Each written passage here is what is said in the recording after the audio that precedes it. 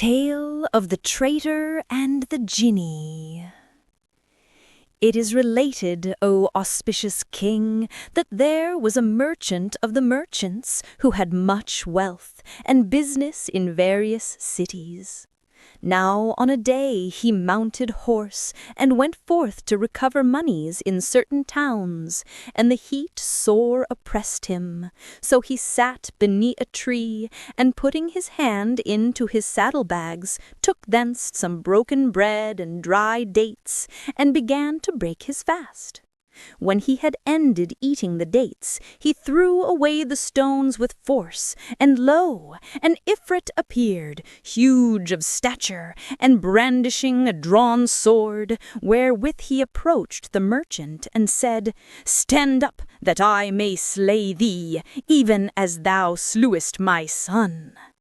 Asked the merchant, "How have I slain thy son?" And he answered, "When thou atest dates and threwest away the stones, they struck my son full in the breast as he was walking by, so that he died forthwith." Quoth the merchant, "Verily from Allah we proceeded, and unto Allah are we returning. There is no majesty, and there is no might, save in Allah, the glorious, the great. If I slew thy son, I slew him by chance medley. I pray thee now, pardon me." Rejoined the Jinni, "There is no help, but I must slay thee."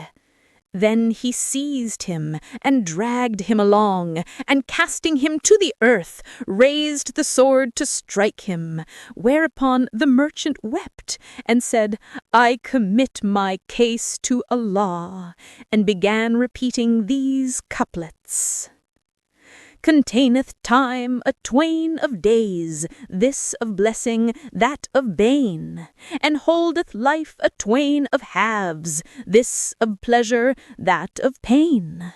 Seest not when blows the hurricane, sweeping stark and striking strong, none save the forest giant feels the suffering of the strain? How many trees earth nourisheth, of the dry and of the green, yet none but those which bear the fruits for cast of stone complain? Seest not how corpses rise and float on the surface of the tide, while pearls of price lie hidden in the deepest of the main? In heaven are unnumbered the many of the stars, yet ne'er a star but sun and moon by eclipse is overta'en. Well judgest thou the days that saw thy faring sound and well, and countest not the pangs and pain whereof fate is ever fain. The nights have kept thee safe, and the safety brought thee pride, but bliss and blessings of the night are engenderers of bane. When the merchant ceased repeating his verses, the Jinni said to him, "Cut your words short, by Allah, needs must I slay thee." But the merchant spake him thus, "Know, O thou Ifrit, that I have debts due to me, and much wealth, and children, and a wife, and many pledges in hand. So permit me to go home, and discharge to every claimant his claim, and I will come back to you at the head of the new year. Allah be my testimony and surety that I will return to you, and then you may do with me as you will, and Allah is witness to what I say." The Jinni took sure promise of him, and let him go. So he returned to his own city, and transacted his business, and rendered to all men their dues. And after informing his wife and children of what had betided him, he appointed a guardian, and dwelt with them for a full year. Then he arose, and made the wuzu ablution, to purify himself before death, and took his shroud under his arm, and bade farewell to his people, his neighbors, and all his kith and kin, and went forth despite his own nose. They then began weeping and wailing and beating their breasts over him. But he traveled until he arrived at the same garden, and the day of his arrival was the head of the new year. As he sat weeping over what had befallen him, behold, a sheikh, a very ancient man, drew near leading a chained gazelle. And he saluted that merchant, and wishing him long life, said, "What is the cause of thy sitting in this place, and thou alone, and this be a resort of evil spirits?"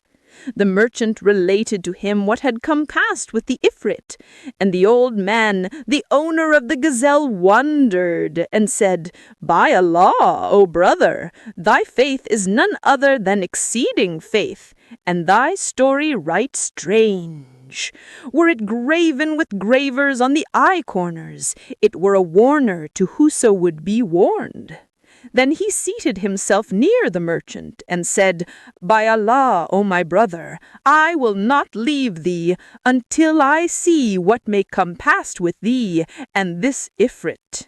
And presently, as they sat, and the two were at talk, the merchant began to feel fear and terror, and exceeding grief and sorrow beyond relief, and ever-growing care, and extreme despair.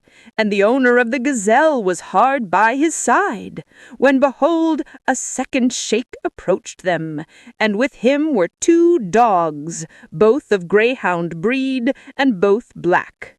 The second old man, after saluting them with the salam, also asked them of their tidings, and said, "What causes you to sit in this place, a dwelling of the jinn?" So they told him the tale from beginning to end, and their stay there had not lasted long before there came up a third sheikh, and with him a she-mule of bright bay coat. And he saluted them, and asked them why they were sitting in this place. So they told him the story from first to last, and of no avail, O master, is a twice-told tale. There he sat down with them, and lo, a dust cloud advanced, and a mighty sand devil appeared amidst of the waste. Presently the cloud opened, and behold, within it was that Ifrit, hending in hand a drawn sword.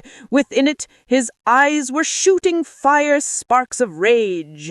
He came up to them, and haning away the merchant from among them, cried to him, "Arise, that I may slay thee, as thou slewest my son, the life-stuff of my liver."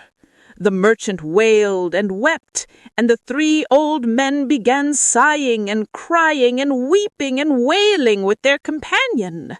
Presently the first old man, the owner of the gazelle, came out from among them and kissed the hand of the Ifrit and said, "O Jinni, thou crown of the kings of the jinn, were I to tell thee the story of me and this gazelle, and thou wouldst consider it wondrous, wouldst thou give me a third of this merchant's blood?" Then quoth the Jinni, "Even so, O sheikh, if thou tell me this tale, and I hold it a marvellous, then I will give thee a third of his blood." Thereupon the old man began to tell the first sheikh's story.